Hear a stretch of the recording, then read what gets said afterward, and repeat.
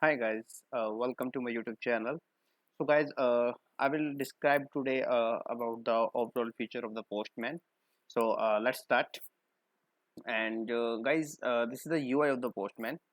So here you will see these folders are the collection, and inside this you can create multiple folders with your environment name, and you can see how many requests are inside this collection. You will find overall here, and you can also visit inside it. Then in the history section you can see how many requests you have hit, and then you can clear all as well. And you can also import new collections as well.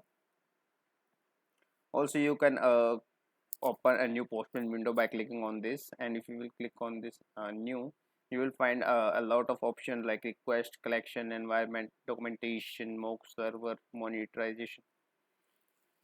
If you want to create the documentation of your API, you can simply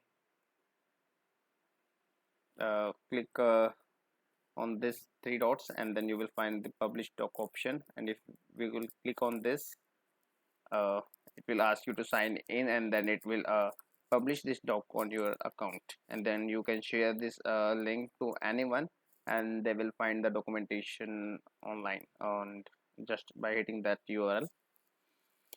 And this is the environments you have created. Basically this is used for parameterizations, and I will explain it in the upcoming videos. This is basically we use for automation as well. You can also create code snippets from here in different language. This is the best thing Postman providing, like Java, JavaScript, Nodes, PHP, Python. You will find this code, and you can copy paste it, and you can hit it through the required language. Then we have the settings section of environments, and also we have the notification section. Then we have the setting of the Postman in general, and you can see trim keys and values in the request body. Then no cache headers, user interface, like what do you want to keep the size of your fonts. Then we have themes, do you want to keep it light or dark. Then we have shortcut keys, and here all of the shortcut keys which Postman supports are described here. Then we have the data, if any add-ons like Newman, which you can run from the command line.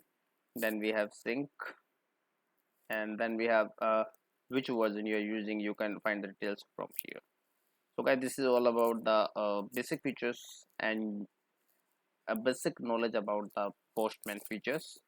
I will explain, I will start uploading about the automation testing of API using Postman in my upcoming videos. So please subscribe my channel, and please share your thoughts. Thank you so much.